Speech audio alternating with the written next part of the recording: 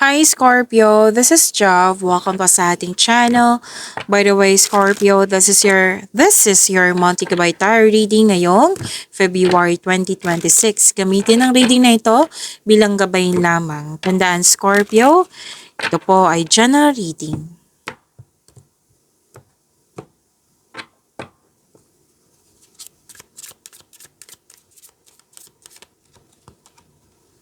Angel number 18. Okay. Sabi po dito, you are both open-minded and open-hearted. And your ambition is to leave this world better than you found it. Ensure that your goals are aligned with the collective need and with the highest good of all. To attract more blessings, let us say the power affirmation. Let us say, I am kind-hearted.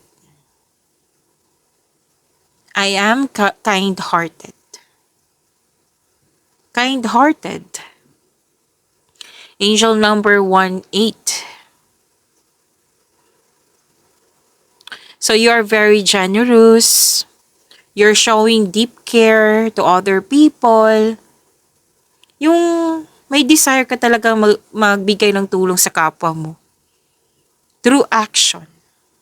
Ma malaki ang pag-unawa mo. You are offering support without judgment. So you are helpful, very considerate. Yung you're thinking about others' feelings and needs. Hindi ka judger, very generous, willing to give time, resources, or yung kanina, sabi ko kanina, support. Okay, so this is good. Angel number 18.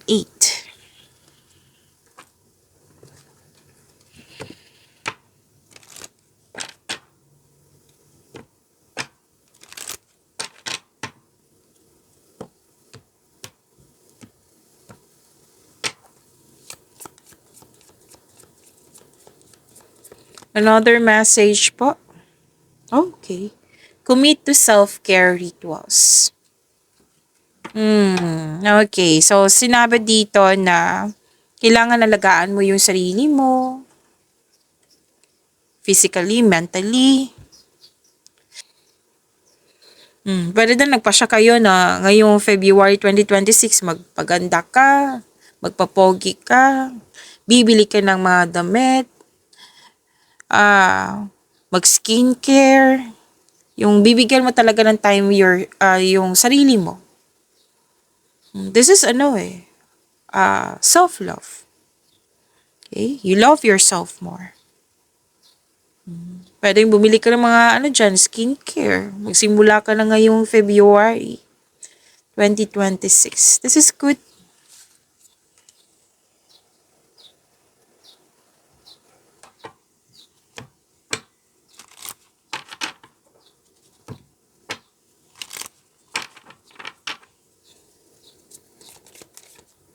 Okay. Shuffle ko ng mabuti ha. Scorpio.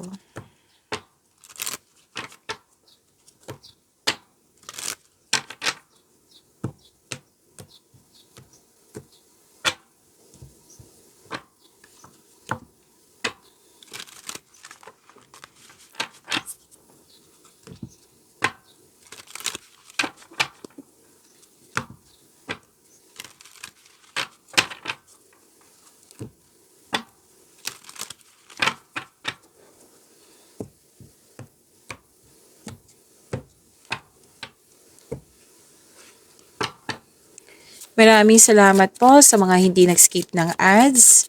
Subscribe na po kayo sa ating channel at click bell notification para updated po kayo sa bagong video natin. Excuse me. Para sa mga gusto magpa-reading po, comment po kayo ng personal reading. Excuse me. Personal reading and check my reply sa comment section.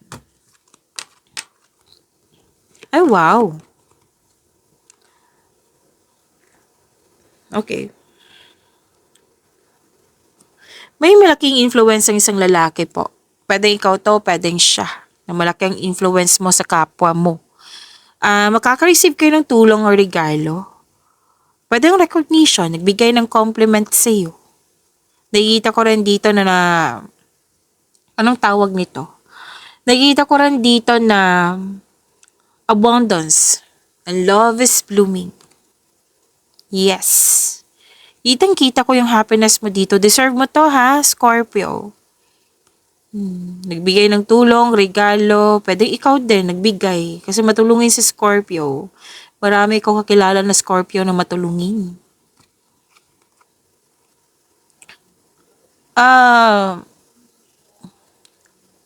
Itong nagbibigay ng bigat ng nararamdaman sa'yo, like, nangyari to sa past na bit-bit mo siya hanggang ngayon, may willingness na kasi ako nakikita dito, Scorpio. Like, nirelease mo to, like, bigat na nararamdaman, old patterns, sa mga nangyari sa nakaraan na hindi mo nahirapan kang tangkapin, pwedeng grudges din to. May willingness na na nirelease mo to. Ito mga, kasali na yung negative thoughts nga. Kasi gusto mo ng healing. Gusto mo nang magkaroon ng recovery. At may family ka dito na very supportive sa'yo. Hindi to mawawala sa'yo. Parati itong lumalabas sa inyo. Scorpio niya. Kahit sa mga tarot cards nyo. May family talaga ako nakikita. Kung hindi man family, grupo ng tao po. Na very supportive sa'yo. Sinuko mo kay lahat kay God. Yung worries nyo, yung fear nyo, doubt nyo. Sinuko nyo lahat kay God. At nagkaroon ng spiritual growth, nagkaroon ng personal development. Mukhang magkakaroon ka ng time sa nature. Or mag-long walks ka, pwedeng grounding, meditate, and which is good, diba? Kasi healing din yan. Okay? Scorpio.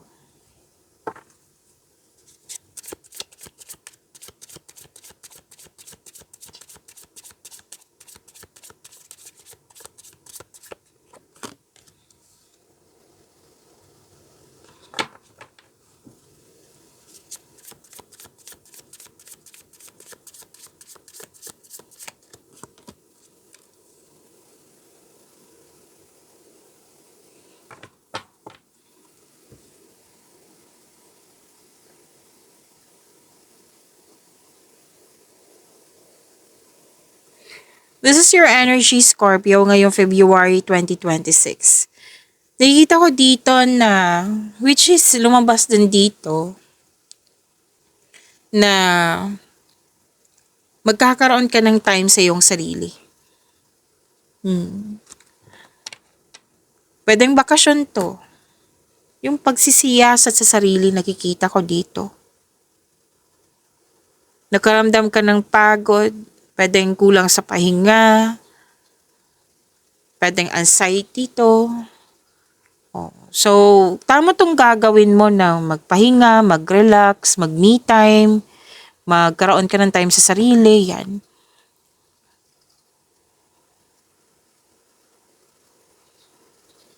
Lalaban ka dito sa pagbalik mo, nagpahinga ka. Tapos pagbalik mo, lalaban ka. Yung, kumbaga, haharapin mo yung nagbigay ng stress sa'yo, anxiety ba to, or pagod ka sa mga ginagawa, pwede. Lalaban ka, Scorpio. So tama to, na magpahinga para makapag-isip ng mabuti, para makapaghanda, or magpagaling. So this card asks you na mag-relax, calm your mind, and reflect. Tamang tulog, tamang meditation ay kailangan, which is gagawin mo talaga. Nakikita ko dito, gagawin mo to.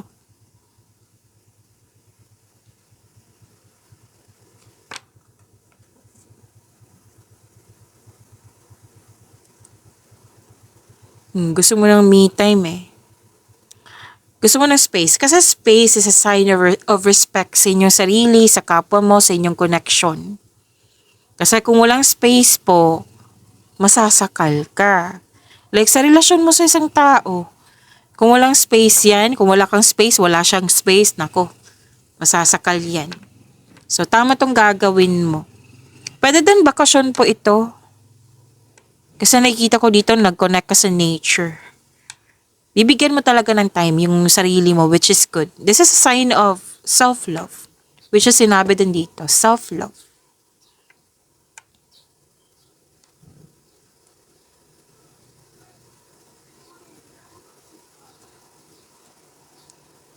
Pasensya na po, naputol yung video. Okay, so sana tayo. Ang pagpahinga po ay nakapagbigay ng increased productivity and a healthier mental state. So tama tong gagawin mo na mag-rest, rest day, vacation, me time.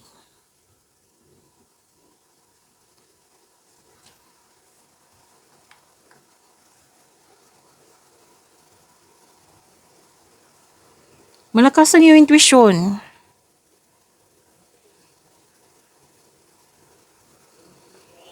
Okay, malakas ang iyong intuition. May malalaman kayong sikreto. O malalaman mo na kung yung taong hindi totoo sa iyo. Dalawang card kasi na mismo nagsabi dito na ikaw ay nagpahinga, nagnilay-nilay.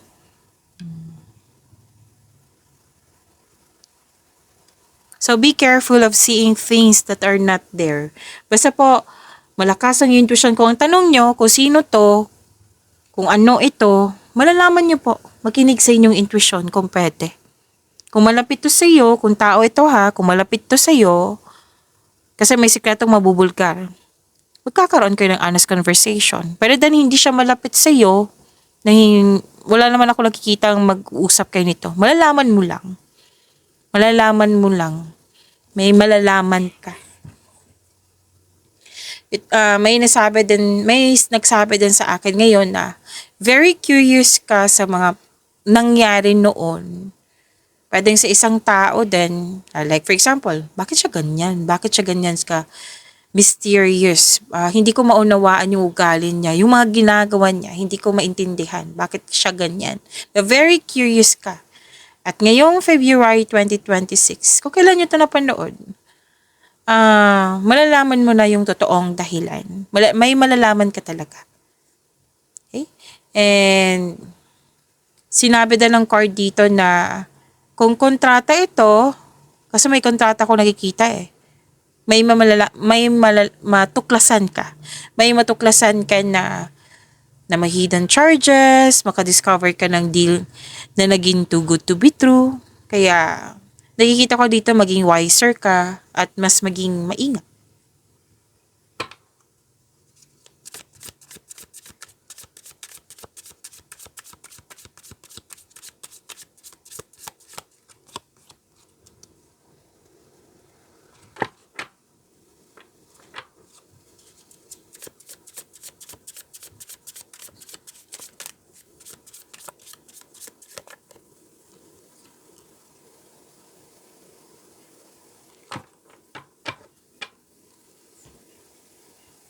Oh, ang ganda naman. Career and money na tayo, Scorpio.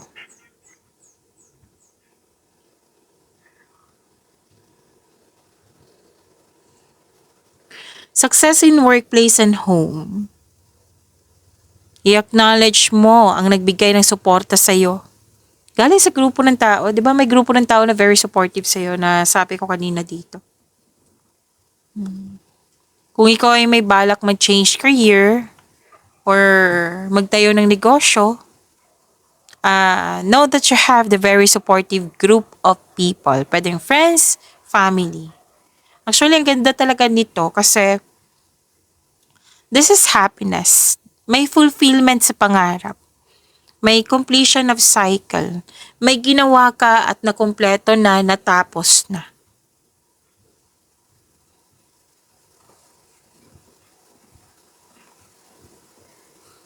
Granted yung manifestation mo, may fulfillment sa pangarap. Happiness. Kasiyahan, kagalakan, very satisfied, may pasasalamat, katahimikan. May nagbigay ng pera. May nagbigay din ng sustento, or sustento para sa anak. Dalawang card kasi nagsabi dito na makaka-receive kayo ng malaking pera.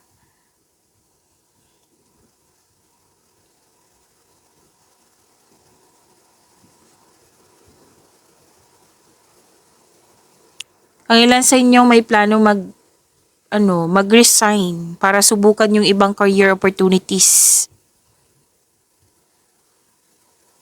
So, makaka-receive kayo ng malaking pera ha. Dalawang card na mismo nagsabi niyan.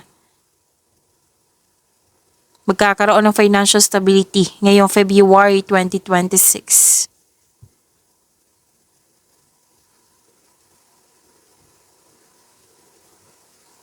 Umiiwas ka sa toxicity.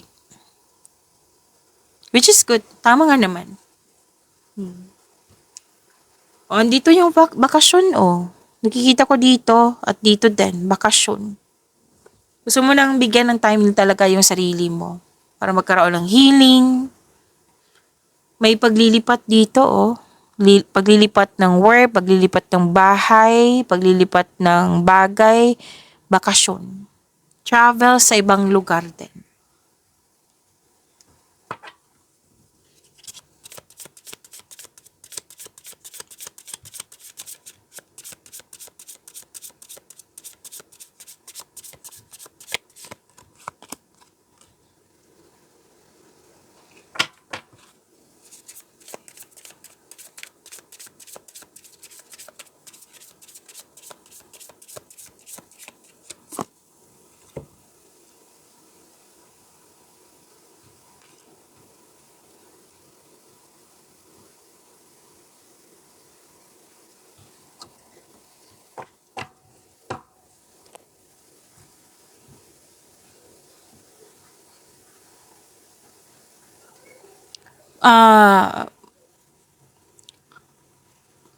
Okay.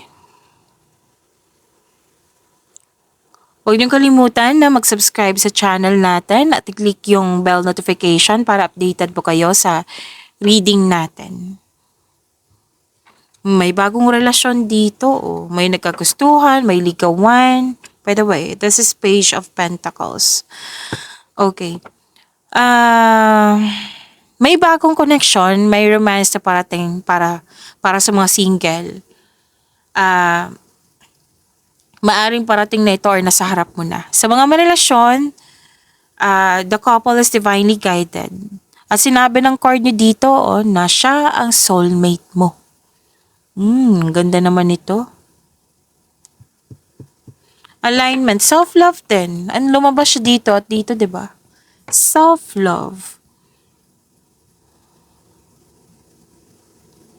So may celebration ako nakikita dito. Actually, kanina ko pa nakikita, 'di ba? Sinabi kanina bakasyon, me time. May celebration din ako nakikita dito. Pwedeng birthday. Pwedeng anniversary, monthsary. Kasi sinabi ng card nyo dito, celebrate the love in your life. Okay, so what's this? Okay. Wow, ang ganda naman.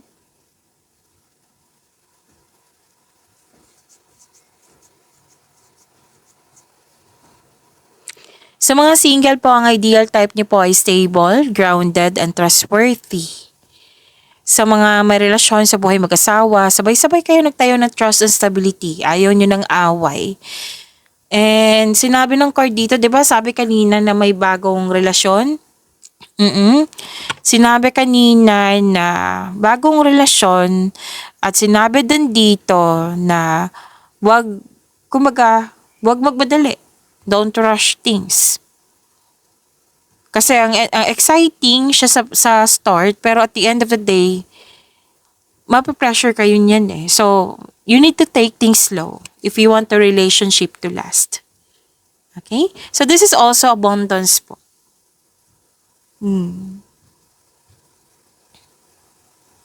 At sabi din dito na granted yung manifestation mo, stability sa relasyon. Oh, so ang sa mga single dito, date to marry na kayo. Ayaw mo sa mga laro-laro. Gusto mo stable. Interesado ka lang sa mga stable na trustworthy. Okay? Ang ganda ng buhay pag-ibig. Pag-imanin niyo po yung blessings na binigay sa inyo, Scorpio. See you tomorrow. Maraming salamat.